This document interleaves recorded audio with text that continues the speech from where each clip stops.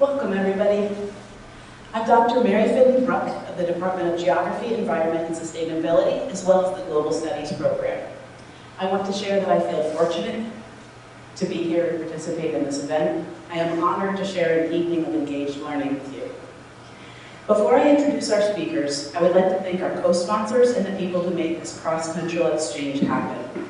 This event is the last in a year-long series from Humanities Center addressing the theme, how and why do we represent nature? So a special thank you goes to Nathan Snaza and Addison Hunter for making this event possible, along with the Geography Department, especially Nancy Probst and David Salisbury. Thank you also to the Global Environment Speaker Series and Todd Lookingbill. At the University of Richmond, we stress community engagement.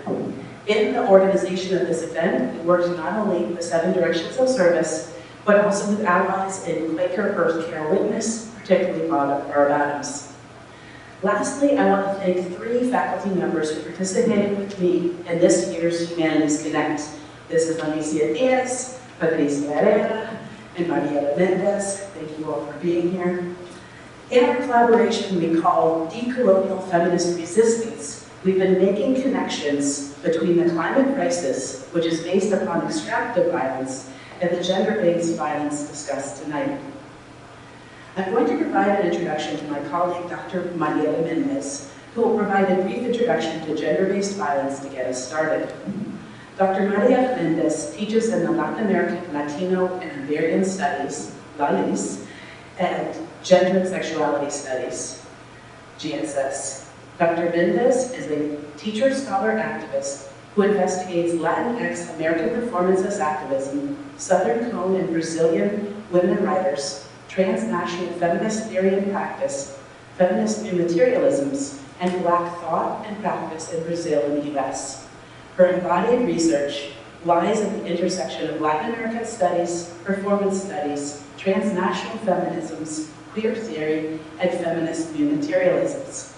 She also identifies as a brujex who engages in ancestral practices, astrology, Reiki, and other somatic practices to imagine a world otherwise. Of course I would. Mariela will present a brief overview of gender-based violence before passing the floor to our speaker, Crystal. Dr. Crystal Cavalier-Keck is an Okanagan band of the Saponi Nation citizen and a dedicated activist for environmental justice and indigenous rights. Based in Moline, North Carolina, she co-founded 7 Directions of Service and serves as chapter director of the 17 Rivers American Indian Movement of Saponi, making history as the first woman to hold this position in North Carolina. Dr. Cavalier-Keck is also an adjunct professor in the Social Sciences Department at Salem College in Winston-Salem. With a strategic intelligence and cybersecurity background, she has worked as a counterintelligence analyst with the Department of Defense and as an analyst with the Department of Homeland Security. She holds certificates in intelligence studies from the National Intelligence University and in legislative studies from Georgetown University, a doctorate from University of Dayton, and is working on a 2nd master's, this time on Indigenous Peoples Law at Oklahoma University. In 2021, she was selected as a finalist for the Unicorn Fund, recognizing her efforts in narrative change and grassroots leadership. Her lifelong commitment to leadership and justice began early, marked by academic achievements and civic engagement. Notably, in 1993, Cavalier-Keck successfully sued her middle school for civil rights violations, underscoring her dedication to advocacy from a young age. Dr. Cavalier-Keck continues to lead initiatives that protect sacred lands, promote indigenous sovereignty, and challenge systemic injustices. As I said, we were very fortunate to be here tonight. Audience members, and particularly students, as you are listening, I encourage you to think of what questions you would like to ask. We will make sure to reserve time for audience participation. Thank you.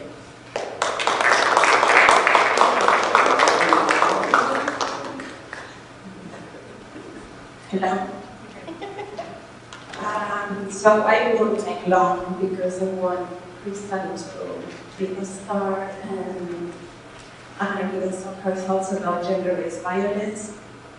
But I do want to start by echoing acknowledgements crafted by two of my hermanas here, Alicia Herrera and Alicia Diaz.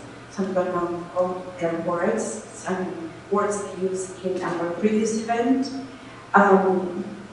So as I ask that we acknowledge centuries of displacement and dispossession of the Virginia First Nations, the Powhatan, Cherokee, I don't know if I can say them all right, I'll do my best, Chickahominy, Eastern Chickahominy, Mattapony, Monacan, Nansemond, Pamunkey, Patawamek, Upper Mattapony, and Rappahannock nations.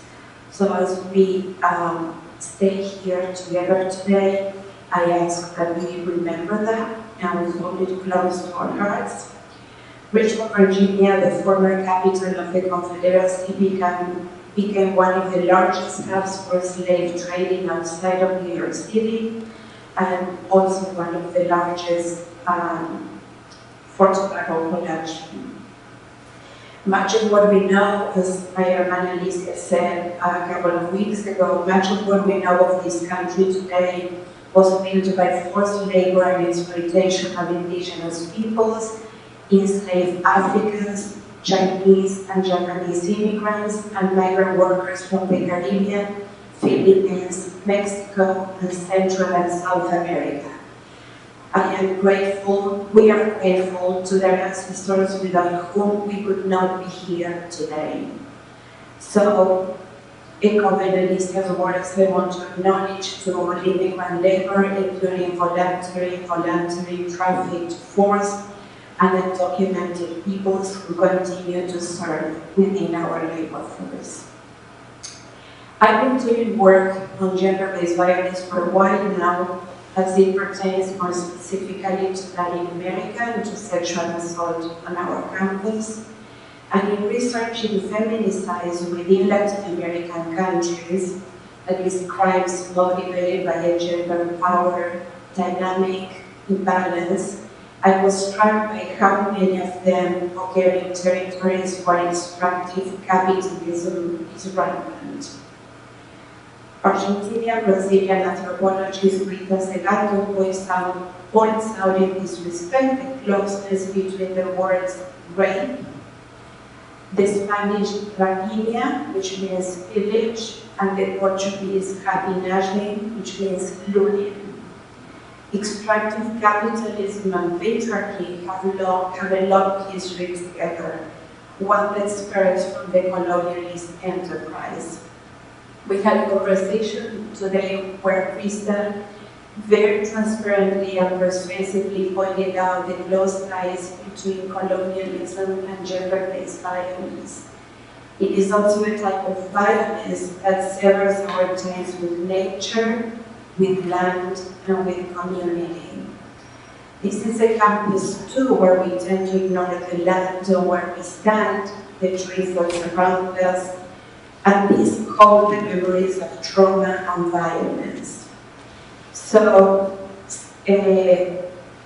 self-pensar with Crystal, and this is a concept we are invoking in our work together with Mary, Alicia, Patricia, and it comes from indigenous feminist thinkers in Latin America, to feel thinking. So self-pensar with Crystal on murdered and disappearing indigenous girls will not, I believe, just be a call to action to stop this from happening, but also a call to restore and repair our connection with the planet we've decided to inhabit. So with that, I'm just gonna let her talk about, I think she's the expert here. So we are very looking forward to hearing from you. Thank you.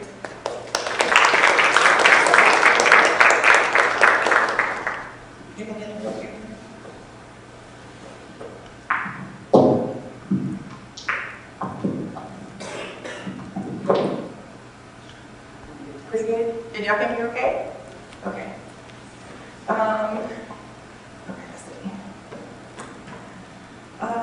So Mikudumin Kyohe Naho Isemi Na Crystal. Oganishi's the pony Watiwa. So thanks for letting me be here and thanks for being flexible because last month when we were doing this, we had to go to court. And again, it was about violence against Indigenous people, but we were there actually protecting a burial site. And so, not an expert, but just truly trying to uncover what the hidden issues were here on the East Coast, because a lot of our people have been silenced since the 1830s, since the Indian Removal Act, and the government decided to make anything east of the Mississippi not Indian country, anything west was Indian country. And so, you know, usually I'm going over my dissertation, but this time I wanted to be more thoughtful and impactful, because, you know, I see a lot of people doing a lot of performative work, and I don't want to be performative on any of the things that we do. So, you know, I stand here today because gender-based violence is not just a women's issue, nor is it a family issue. It is a human rights crisis that affects us all. And there's been people that work in the missing, murdered, Indigenous women, two-spirit field that say, you know, sometimes it's an epidemic, or, you know, it's a problem, it's an issue, and they're not really clear on the language, because it's such a huge problem. We don't want to say, you know, it's like a disease, but it kind of is. It exists in our homes, our workplaces, our communities, in the very institutions meant to protect us, and yet for too long silence has been the response. So survivors are told to stay quiet, to avoid shame. We talked about that this morning in class.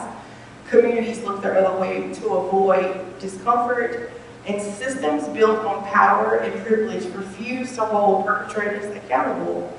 But silence is complicity, and that's the one thing that, you know, we can't do, is be silent about this issue. And you know, today we break this silence. So you can see, I just pulled out 4 things here that I thought was important. Gender-based violence is a human rights crisis. Silence protects abusers. Silence is complicity. You know, we must break that and just be uncomfortable in these conversations. So the statistics are staggering. 1 in 3 women worldwide experiences physical or sexual violence in her lifetime. This is a globally an issue. Indigenous women face murder rates 10 times the national average than the United States. So again, we're looking at globally these statistics that are affecting us. In North Carolina and on the East Coast, it is a lot more. It's a lot more data that has not been collected. So in 2019, there was a study done by the Sovereign Bodies Institute, and they had all this data across the United States, but the Southeast was missing data. That included Virginia and North Carolina, all of the Southeast. We did not have any of that information. And so that was really the foundation of what I wanted to work on my dissertation, missing murdered Indigenous women in oil and gas pipeline communities on the front line. But again, these numbers do not capture the full story, the hidden suffering, the unreported assaults, the survivors too afraid to come forward because they know the system is not built to protect them. Gender-based violence is about power and control. You have to understand that. It is about power and control. It thrives in environments where oppression is normalized, where survivors are dismissed, where misogyny is excused, where the voices of the most vulnerable are drowned out by indifference. So again, we have to start speaking out about this, and it looks very different, again, here on the East Coast than it does out West. Here you may see it as domestic violence in your homes. People really don't like to talk about that in their communities because it is uncomfortable. There are some community leaders who are actually doing these things to their spouses, and people don't want to call them out. But we have to hold people accountable, and not a cancel culture, right? Cancel culture is just about getting rid of the person, not holding them accountable. We want to hold people accountable. let them repair the harm that they've done and bring them back to society. History has shown us that silence is not unwavering. Across the world, survivors and allies are rising up, demanding justice, refusing to be ignored. We have seen the power of breaking the silence. So, let me go to the next one. So, the Me Too movement shattered the culture of impunity, forcing the world to listen to survivors who have been silenced for decades. You know, we have seen it all across different professions: actors, doctors, lawyers, judges. Every career is untouched. Indigenous women have led the Missing and Murdered Indigenous Women, so MMIW, movement calling for action and accountability for their stolen sisters. Activists are fighting for policies that protect survivors, from stronger domestic violence laws to workplace protections against harassment. And yet we have so much more work to do. So in North Carolina, Robinson County, I don't know if anybody's heard of it, but it's where Lumberton is the city. And Robinson County is one of the poorest counties in the state. It is where a large population of our Lumpy Nation relatives live. They have about 55,000 members enrolled into their tribal community. But that is where most of the data that I've captured comes from. And again, there was this problem in 2017 where there were 3 high-profile cases of women who went missing and then ultimately they were murdered. And these were women who had fallen on hard times in their lives. They were in this cycle of drug abuse. They were in this cycle of prostitution. And you know, the churches in the community, they tended to shun these women, even though these were women who were doing the best they could with the circumstances that they had. And so they were trying to get off of drugs, and they were trying to, you know, live the life that they live, but ultimately it took their lives. And when we were talking to the police about it, the police did not want to classify these cases as being, you know, linked together, even though they were found several feet from each other in the same types of conditions. And even one woman who was murdered a couple weeks later, she was actually on the news reporting about, she knew who did this to these women, she knew what happened, and a couple weeks later she was found murdered. And so because of that power and control of the people continuing to pour the drugs into our communities, and the politicians looking the other way, this cycle continues. My husband and I were going to do a hate crimes forum there with the Department of Justice in Robinson County.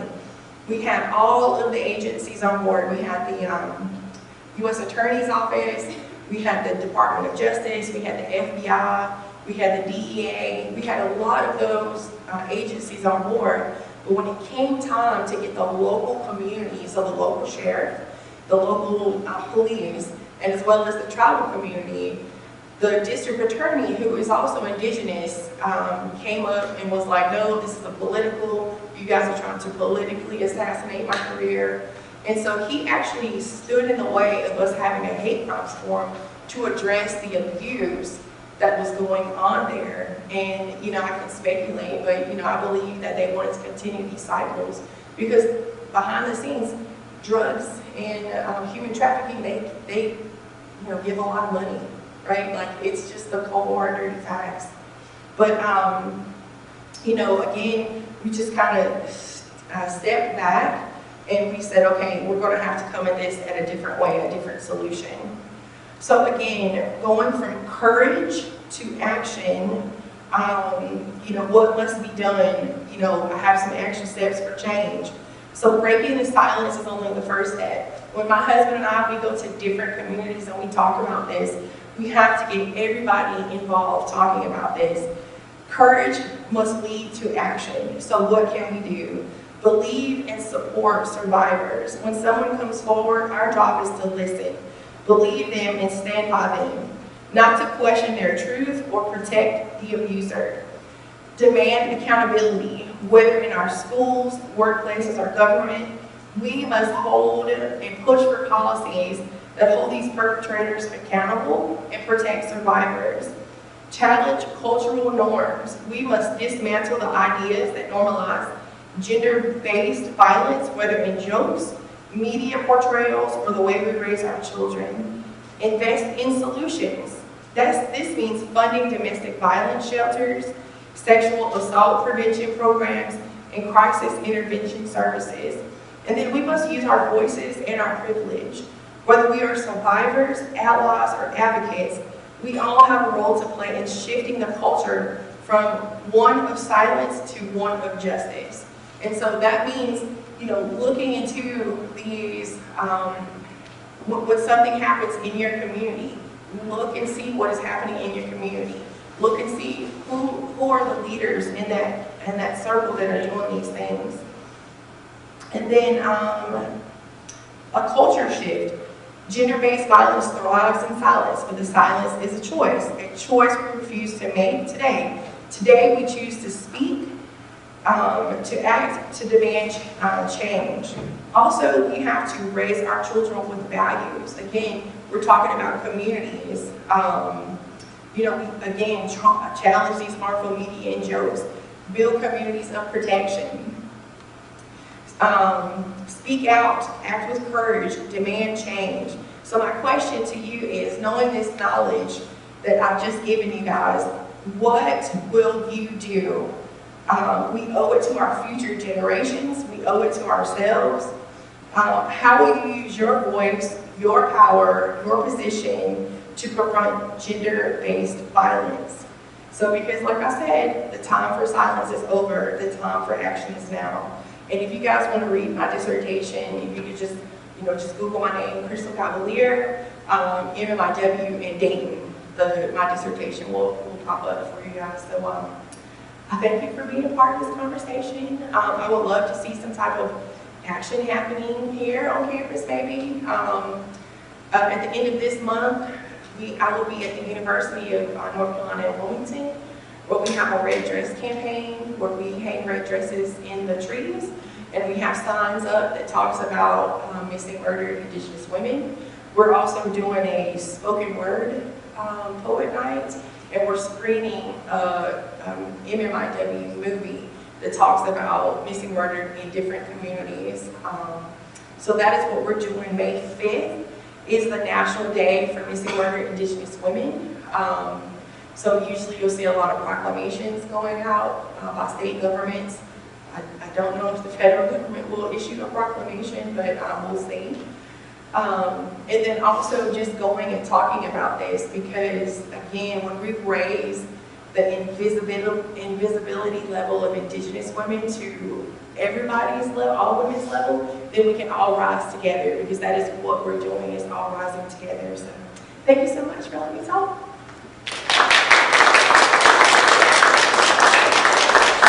Any questions? Yes, we have plenty of time for discussion and questions. Who would like to go first? No, you guys, okay. What advice do you have on starting a movement in this community? So working with your gender-based teachers, gender-based violence teachers,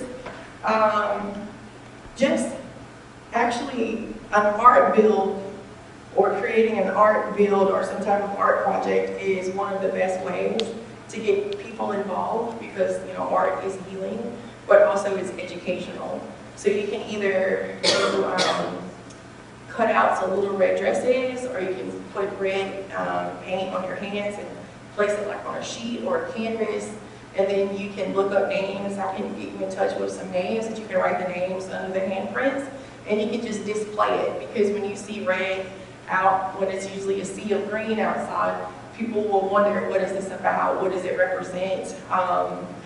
And the reason that we choose, or they chose red, is the red is the color that the ancestors can see. So those women whose spirits are still here, you're letting them know that you see them and you're there for their justice.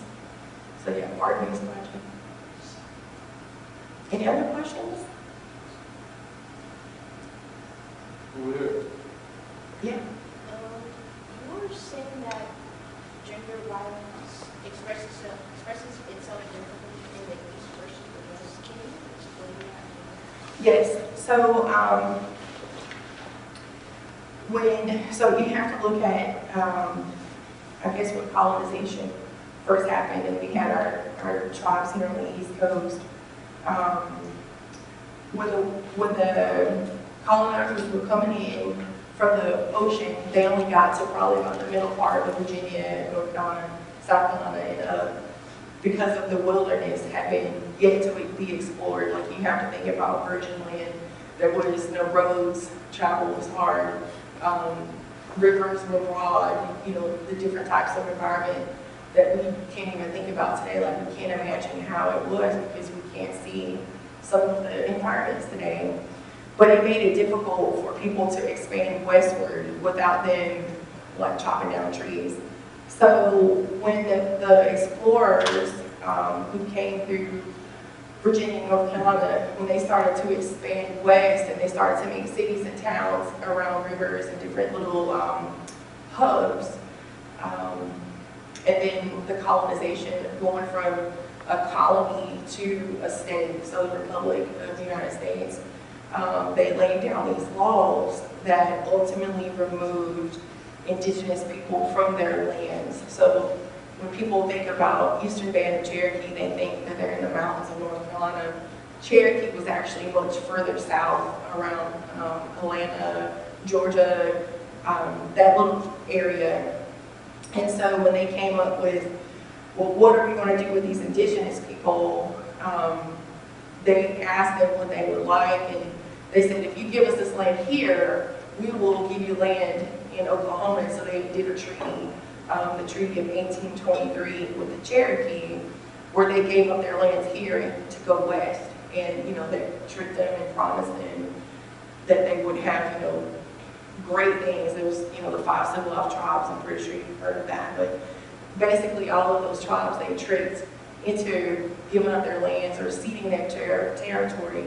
So when they made that law in 1830, the Indian Removal Act, that said we will remove you from your lands to go out west, that essentially made a dividing line between the East Coast, or between the mountains of North Carolina, Virginia, the Appalachian Mountains. So anything east of the Mississippi River, is no longer Indian country. So the people who did not go on the Trail of Tears, who stayed here, who hid out, would essentially have their race erased. So they went from Indian to black, mulatto, or Negro, or white. If you were light enough to pass, you went into the white race. Again, it is all tied back to the land. And anything west, they put the 5 civilized tribes in Oklahoma. And my husband does a really good story about Oklahoma. It means the people, and Homa means the red. So I guess the place of the red people is where they put most of the civilized tribes. But then also, when they started to do the westward expansion, they moved tribes from the North and South Dakota and the plains down to Oklahoma. They moved tribes from Texas up to Oklahoma. So they were really trying to centralize everybody into Oklahoma. But when they got there, they found out that Oklahoma had a lot of minerals and natural resources. They were like, oh no, we need this too. So then they took the land that they gave them and made it even smaller territories. So that is what I mean when I say what it looks like different here on the East Coast, because essentially they just acculturated us out. So we had been holding off the colonizers for 300 years before the United States was formed. And then from the 1800s until now, essentially, is everything that you're seeing happen in real time, from the different Indian acts, from the assimilation The boarding schools, that's something important you guys should look up, the Indian boarding schools, where they were making campaigns about kill the Indian, save the man. That was a campaign by an army general, to where they wanted to westernize American Indians, to where they made them not speak their language, made them take away the dress that they were wearing, so their regalia and their clothing that they were wearing, dress in European fashion, and cut their hair. That was one of our sacred teachings, was your hair, right? You never cut that unless, you know, you had some tragedy in your life and you were given that connection back to the earth, right? Right, Jane? But they did all of these things to assimilate us into modeling their types of behavior. And it was literally 150 years of torture for the tribes out west. And then the people who were forced to go on that Trail of Tears, or the other different Trail of Tears that's not mentioned in history. So like the Ponca had their own Trail of Tears. We're not even talking about the Navajo and the Dene and the Ute and the Bacaya people who were colonized by Spain. Look up the 1863 Pueblo Revolt. That is very important to look that up, because they were dealing with the same thing that we were dealing with here, but just with the Spanish. And then all of the tribes in California were, you know, colonized by the Spanish mission with Catholicism and, you know, very horrible treatment of indigenous people in that type of period. So, you know, it's a really, history is very violent and very ugly, and yeah, it's terrible. So not what we're learning in high school. I mean, that was so bland and it's just like salt. It's not spicy at all. So yeah. Any other questions? Yeah.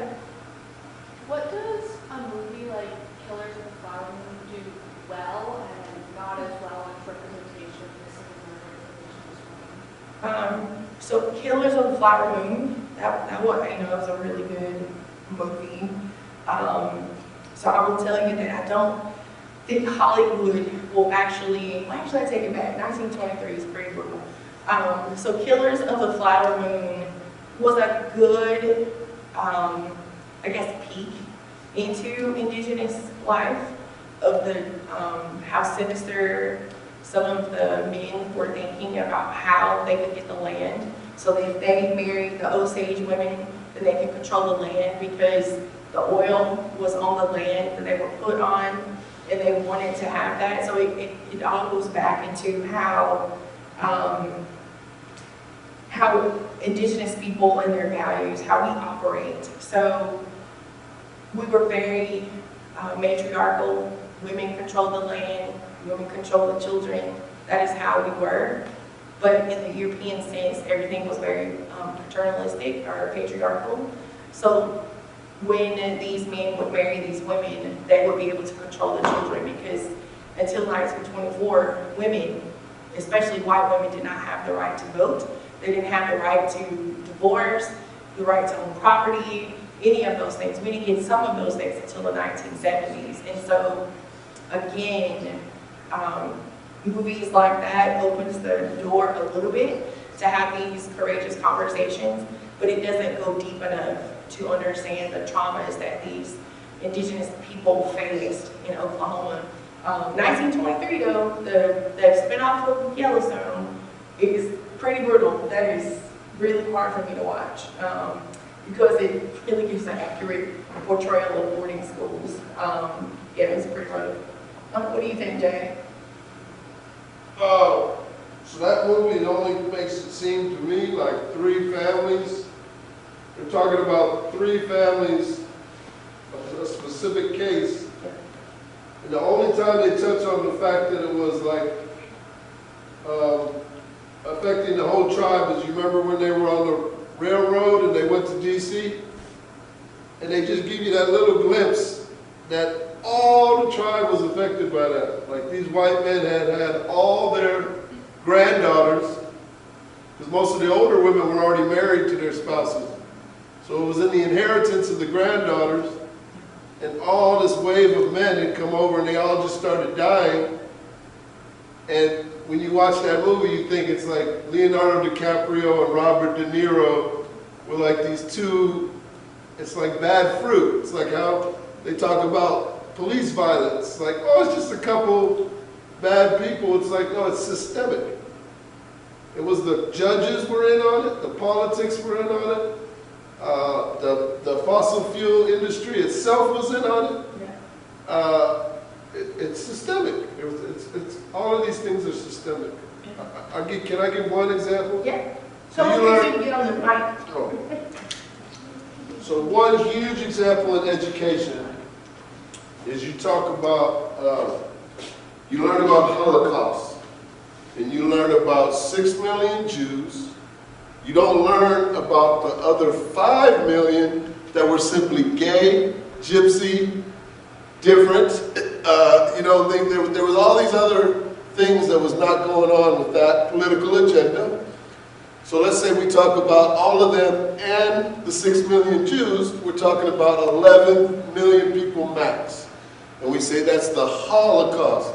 And if you look it up, Google, ask Auntie and Uncle Google tonight, it will say unprecedented violence. Like this world had never seen anything like it ever before. And then ask Uncle and Auntie Google, how many indigenous people died on contact? And they'll say from diseases, 55 million. And they'll say, and look up how many was there before when they got there, when they made contact. They'll say about 110 to 112 million. So you're talking about 50% of the population, and they will blame it all on diseases. You have to look up, so how much of it was violence and war and just killing these people?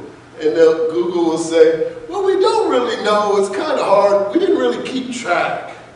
So we don't know, but we understand that even with those diseases, we had medicines upon medicines that we actually shared with the Europeans because they were dying from these diseases. So we know that 55 million was more, yes, disease was a part of it. Disease was actually one of the weapons. They would give smallpox blankets to villages, and that was like your first germ warfare. So when you look at a people and you say, well, 55 million of your people died grimly, gruesomely, and violently, but we won't say that that was actually the worst human, terrible thing ever, and then we'll say these other things in recent history were unprecedented, never experienced in humanity before. What are we doing? We're invisibilizing the first people of this continent. And so how is the East Coast invisibilized? By complexion. Most of our East Coast, I'd say all of our East Coast, has been infused and married with African, European roots. So if some of our families, Crystal and I both have families light complected, when they're murdered, those women, they could be tribal members with enrollment cards, they are classified as white women. When our dark, we all both have family darkest to look African. When they're killed, they might have an enrollment tribal card. They're determined as just black women.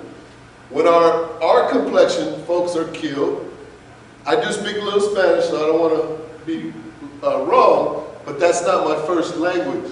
They will say that we are Hispanic, Mexican, some kind of Spanish speaking, completely off. They're just looking at a complexion. We can have an enrollment card, indigenous tribal card, and they just want to sweep it under the rug. When she talked to the SBI, which is the State Bureau of Investigation, originally about this, he said, well, in 20 years, we're all going to be mixed anyway. Why do you want to make a big thing of that?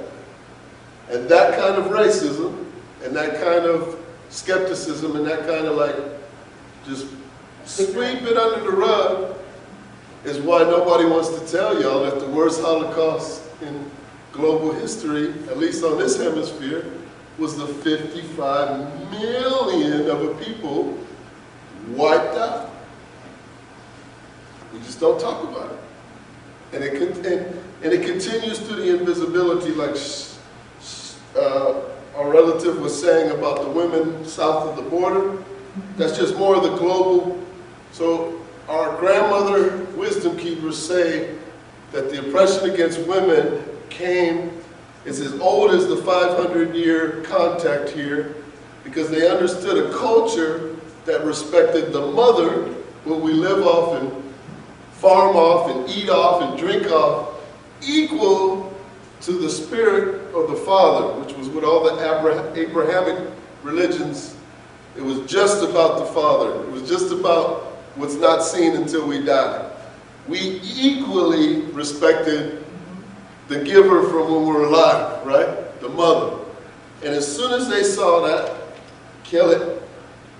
Take away its rights. Don't let it vote. Don't let it have a voice. Man kills wife. He doesn't even go to jail. And it continues to this day. I will say we have a lot more laws against it. We have a lot more women in leadership. But on this continent, we should be going to the women.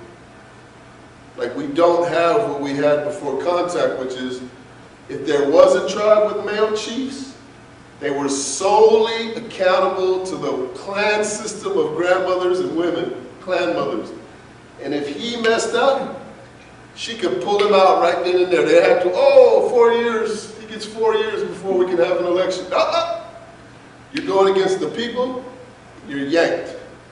That is if you were in a tribe that had male leadership. Most of them were women chiefs that the Europeans refused to speak to upon contact. I know that was long, but You did great. I just gotta cement that for y'all. So does that answer your question? We kind of talked about the historical aspects of the East-West kind of divide, but I was wondering more of the present day. We talked about the differences experienced by individuals who might be not, indigenous but not members of federally recognized tribes, or to the same point, like East Coast versus, the man here from you on the West, and how that right now is playing out within the individual movement. Okay, that's a good question. So you guys know here in Virginia, most of the tribes are now federally recognized, but that didn't come into like 2017, 2018 with the Thomasine and Jordan Act. That made most of the tribal nations now federally recognized.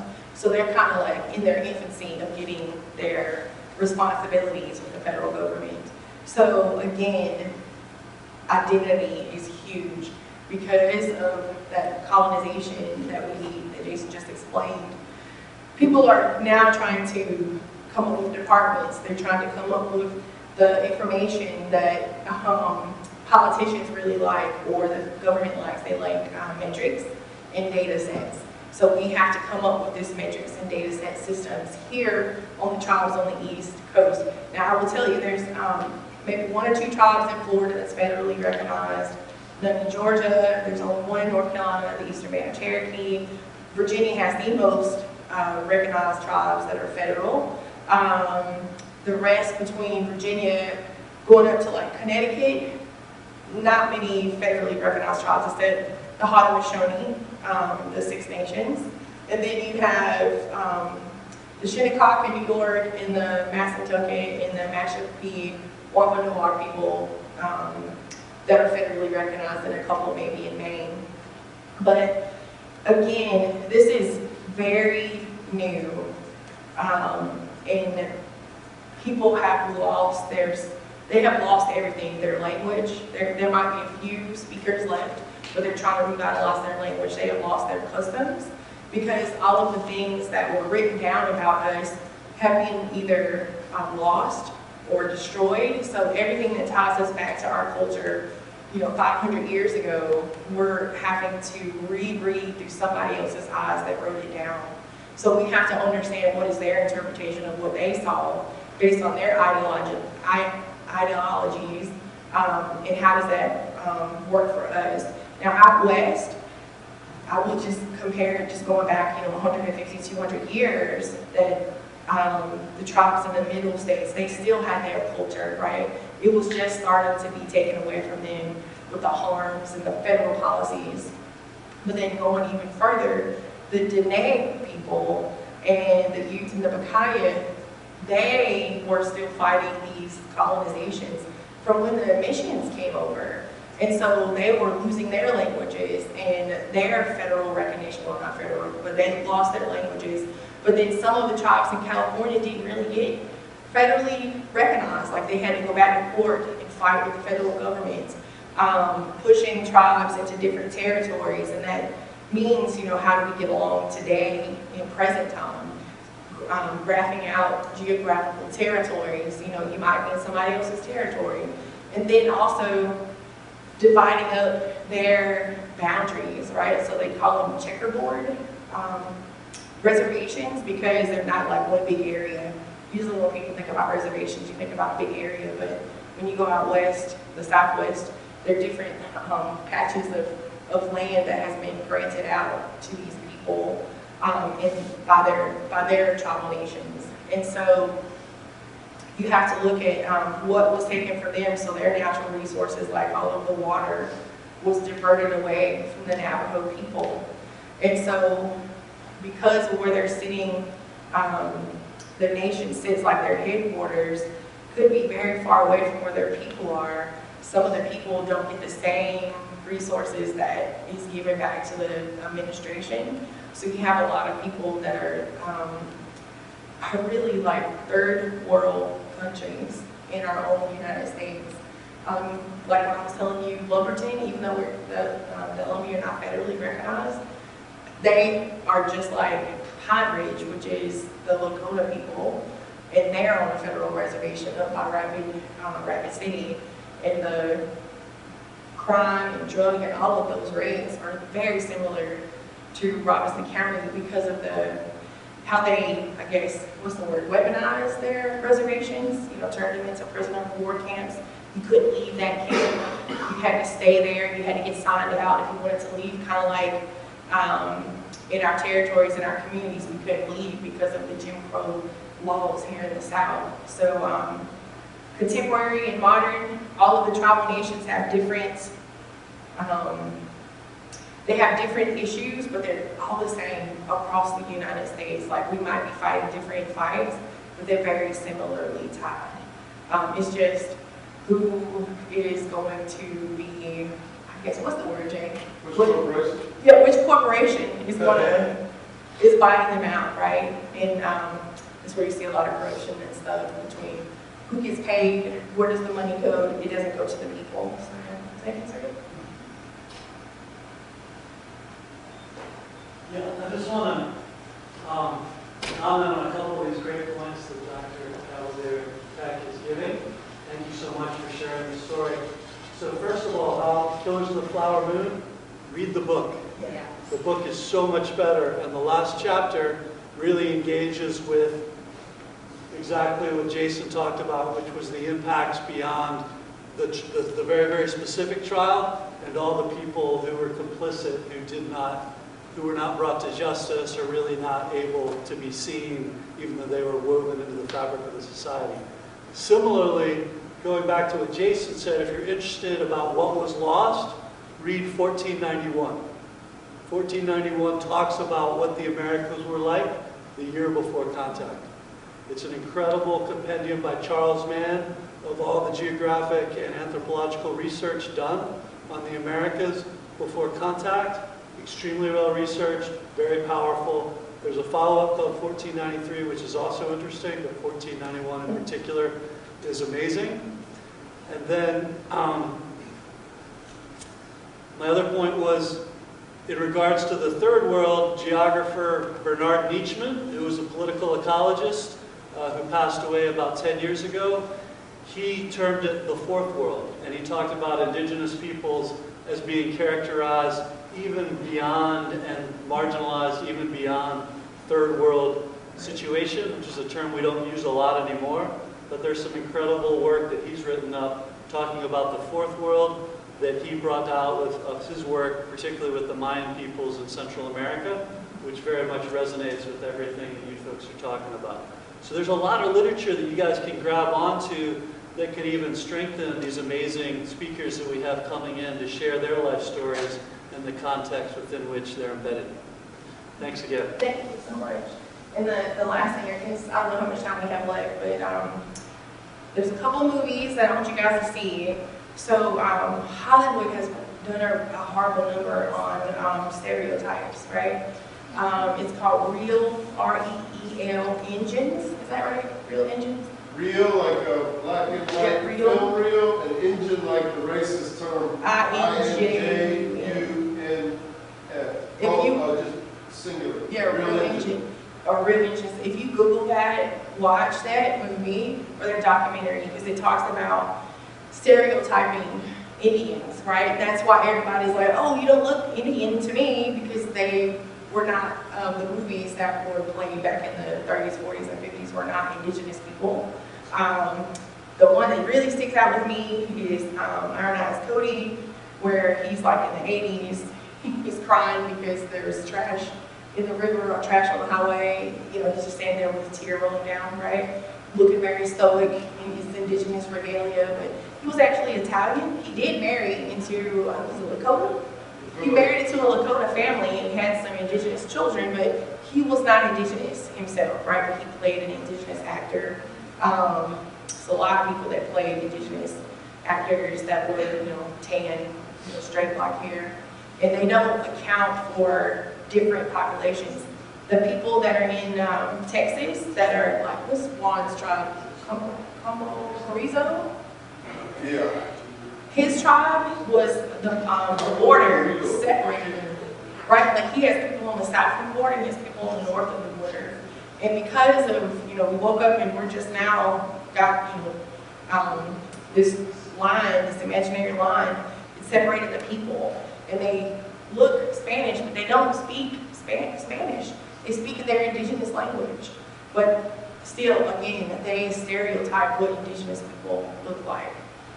So that just gives you a perspective that we come in all different shades and different colors.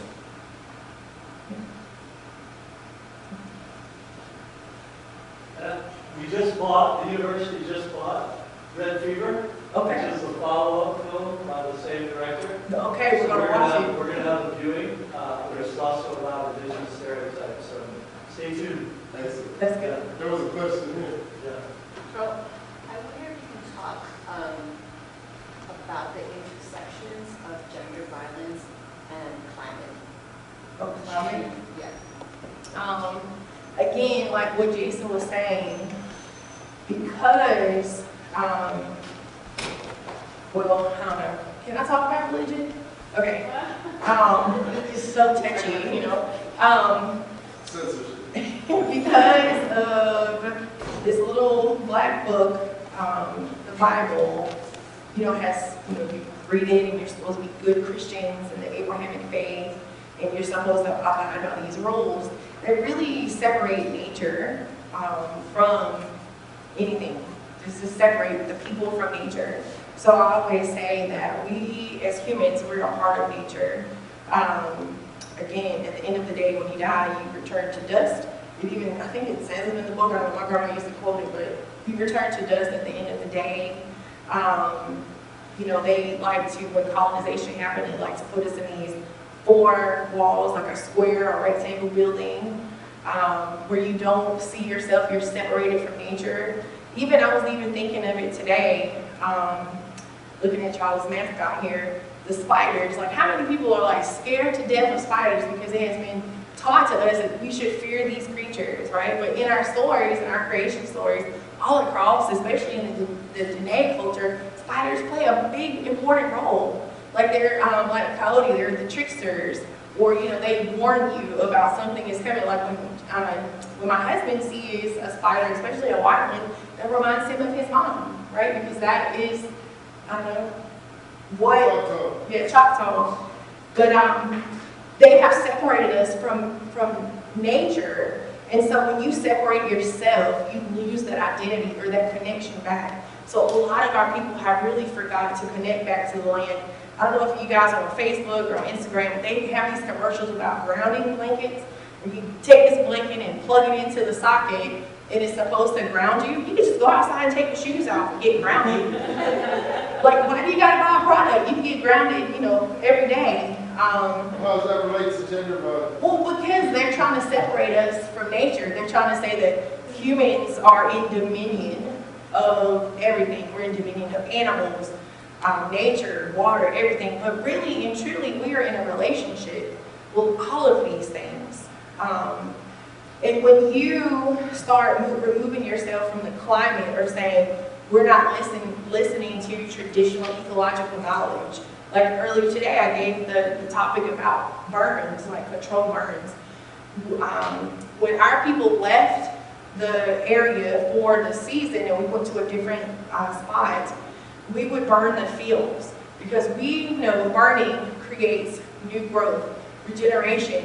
You know, people look at fire as, you know, new life, but they have taught people to fear fire.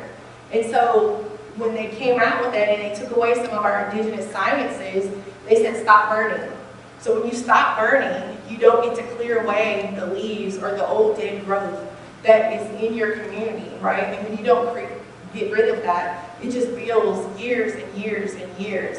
So then when you have like a lightning strike that hits a tree and by chance it shoots some fire somewhere, it is a tinderbox and it will burn up just like that.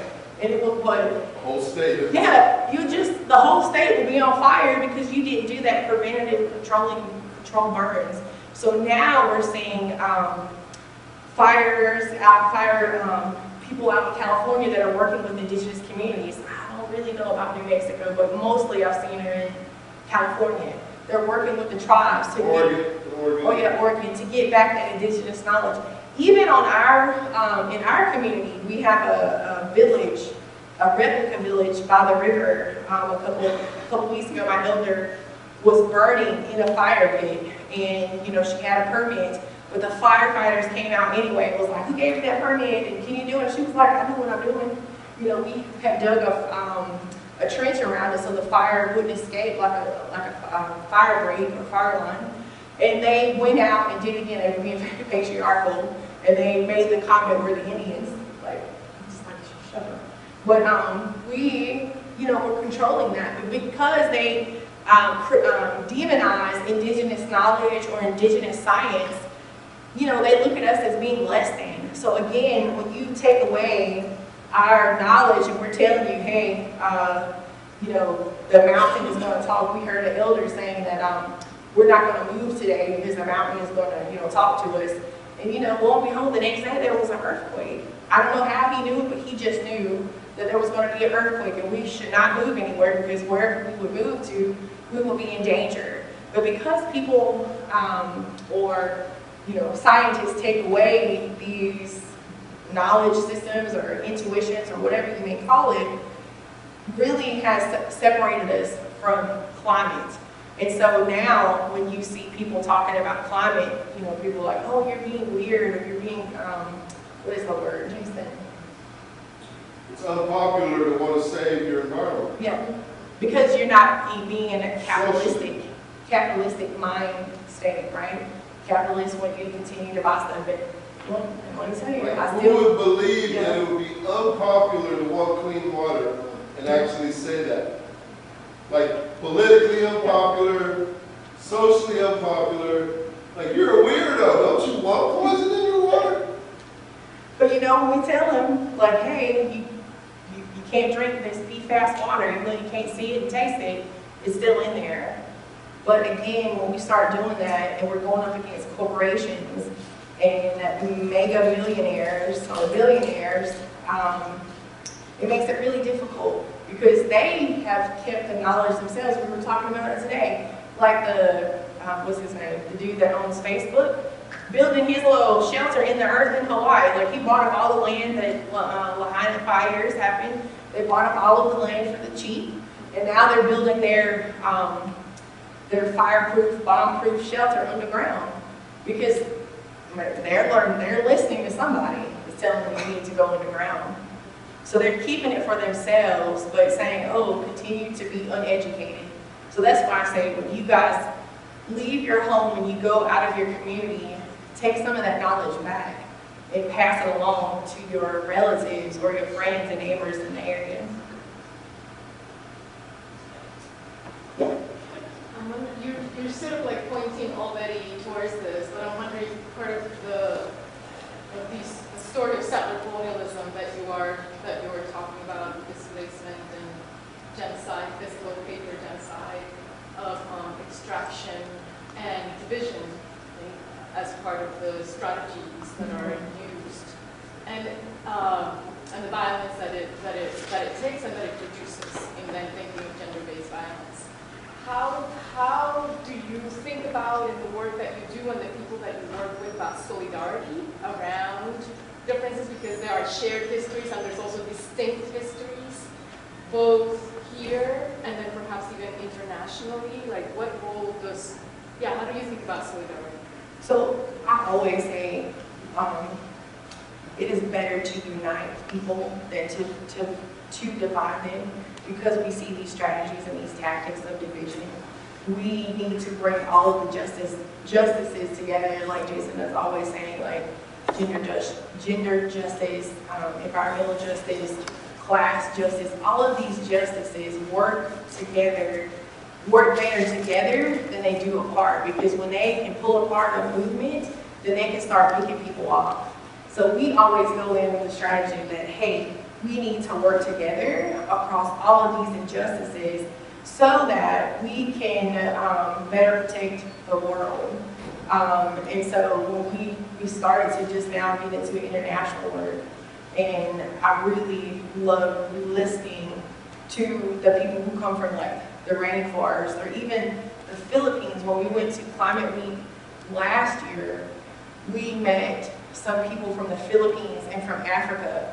And so we like to come to those tables and to hear what they're doing in their communities to see, is this working? Can we take these principles that you use back to our communities?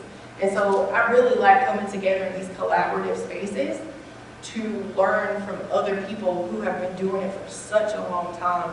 But because of the globalism and how popular it is, those voices are being snuffed out because they're being murdered, because they don't want people to unite and work together. And so that's why we have to have each other's back no matter where you are in the world. So like here in North Carolina, we were having partnerships with the Wet'suwet'en up in the British Columbia, up in Canada, even though we were thousands of miles apart. We sent, letters of solidarity, we sent money to support that fight, because we were connecting over the same fight, even though we were different people. And we finally got to meet the Wet'suwet'en, 6 or 7 years later in another fight that we were fighting on the, east side of Canada, in Toronto, where we were talking to shareholders, the banks, or the shareholder meetings with the banks. And so doing these indigenous spaces, going to these conference of parties, and talking with people, and having people hear their voices. So sometimes you get drowned out by the same people that you hear in your community, but when you hear other people talking the same thing as your friend, they tend to listen more. So, yeah. I'm going to try to be shorter about it. What I think I'm hearing you say, and I do want y'all to know this because these are like mind blowers and busters that I want you to teach your children about, because somebody spent a lot of money and time to teach your parents, grandparents, great-grandparents the opposite. And the gender violence is a direct result of reminding the system that wants to snuff all this stuff out of what it was like before they came with that system. So I don't know if you know, but in this hemisphere, there were like up to 7 genders. And those genders had nothing to do with sexuality, although they could. They had nothing to do with partnerships, although they could. But there were 7 different recognized genders that the people would let the young people assume. And the only reason, speaking of indigenous Hawaiian people, it's a small island. They actually were colonized early on, and all that stuff was pushed down. Their gender fluid folk, because they were a small population in a village, actually got high positions of either healers, medicine doctors. They got something, wisdom keepers, knowledge holders, because they felt like, well, you know, if there was a huge population, you'd have many different people picking these genders and they could partner. But if you're a small population, you're already getting, you know, England's already putting a thumb on your neck. You might have one person in a village that has a fluid or different gender than the European, Western, masculine, feminine. So what do you do for that person that might end up being lonely? You give them high authority to be of service to the community. And, you know, people turn a blind eye until they directly see the power of the, what we call in both our tribal thing is two-spirit, which means you just have a heavy masculine and a heavy feminine and can tap into either at any time. But even that is more binary than our ancestors. Our ancestors had 7 different genders that we know of. And I'm not even educated enough to explain them to you, but all this is researchable. So the gender violence is directly impactful of them recognizing, hey, those heathens and their crazy thinking is back. And if we let that crazy heathen thinking back, we will lose power, we'll lose authority. They'll realize that clean water, clean air, and clean earth and soil and food is way better for the evolution of the future than forever chemicals, PFAS, coal, oil, poison, black oil, nasty, you know, decimation. So that's why that is a big, huge fight. So even if you don't understand that fight, please stand with that fight, because that is a returning of what was once genocided out. And it's actually good for your children, your grandchildren, whether you understand those things or not. It's evolutionary-wise, it's only going to bring society back together rather than where we are now, where we're pulled Or divided apart. Yeah. This is kind of like, okay, but a big theme in like your points has been like being in collaboration, like working in community, even if we have different views and perspectives. And I know personally, like I understand it, but I think putting that into action is really hard. I'll just say, take this campus for example. I don't feel like I have enough confidence or whatever to engage in those type of conversations with people unless like a specific setting was set up to host those types of conversations. So like, what advice would you have? Because I feel like you can't just construct certain environments to have, like it has to happen organically and stuff. Right. And I don't know how to Have that organic conversation. So first, study your audience, right? Know everything about that. And I know, I'm trying to think, how we did it at UNCW, you have to go about things quietly, right? So you have to learn who your allies are in different offices. So we had Professor Manaka, she came down from Toronto, and I knew she was an ally, but I knew we couldn't get to the UNC board of governors, or however that university is set up with their people who say yes or no to issues. So we actually constructed her class to where she had all of her students work on a project that talked about an issue, right? So her issue was missing murdered Indigenous people. And so they had students go out and have an art build, because that is open and it doesn't look harmful to people because they're doing art, right? And so when you get these people to come in and say, come on over here and do this art, you start getting people to come on your side, right? Now you may not have your major stakeholder, which would be the dean or the chancellor, in their office, but you have got a crew of people now. So now you don't have to feel as alone when you start making these things. So start a petition or start by talking to people, but then also be courageous and set up a office meeting with the chancellor and said, this is the problem that we're having. And this is the solution that I have come. So if you have a problem, you always try to bring a solution. Because you don't want to go in there and they go, well, what are you proposing? Oh, gee, I don't know. Come in with some type of solution. It might not be the right one, but at least you have a solution as a start. And then the fourth principle of like having a courageous conversation is know when to walk away. So you might not get your side won in that moment, but know that you went and you took a step and you talked to them. And then whether that outcome was positive or negative, you know, maybe they didn't kick you out of their office, but knowing, okay, maybe I can go back and talk to somebody else. And you just start educating and building a team or a movement with your peers. And then the next type of direct action is maybe a petition. You have a petition of, you know, all the students on campus, like Carolina who did the petition. She got all of the student body to sign a petition.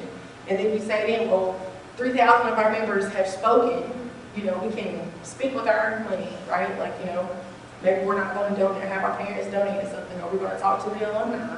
And listen, I don't want nobody to think I'm trying to start a revolution, but Well, we are. yeah, but you know, you have to think of these tactics and how to change people's mindsets, whether it's a policy or you're trying to change a perspective. Petitions don't work, then, you know, have know your laws about what you can and can't do. Like, do you want to, can you have a sign? Can you have a sign and stand outside? Because I guarantee you, if you have a sign and you have at least 10 people with a sign, people are going to start taking pictures or putting it around, and then start writing letters to the editor. Bad press works. With a good press or bad press, you're in the press, right? So those are some strategies that you can start taking, but then also know that you kind of have to just kind of step out there. So like, I don't like being in the front of these movements, and I'm like, well, if nobody's going to do it, somebody's got to do it, and well, you know, I'm just going to step out there, but also I'm going to say, hey, if I get burned out, can you take over for me for a minute? So make sure you have people that are educated enough to step in a place. Say something happens to you, or you just need to take a break.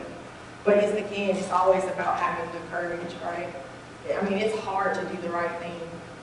I mean, it's very difficult to say, I'm going to stand up and do the right thing, whether it's, you know, I'm saying no to somebody, or I'm standing up on behalf of somebody because they don't have the courage to do it. I'm going to find it within me to stand up. Like Jason, he is my person.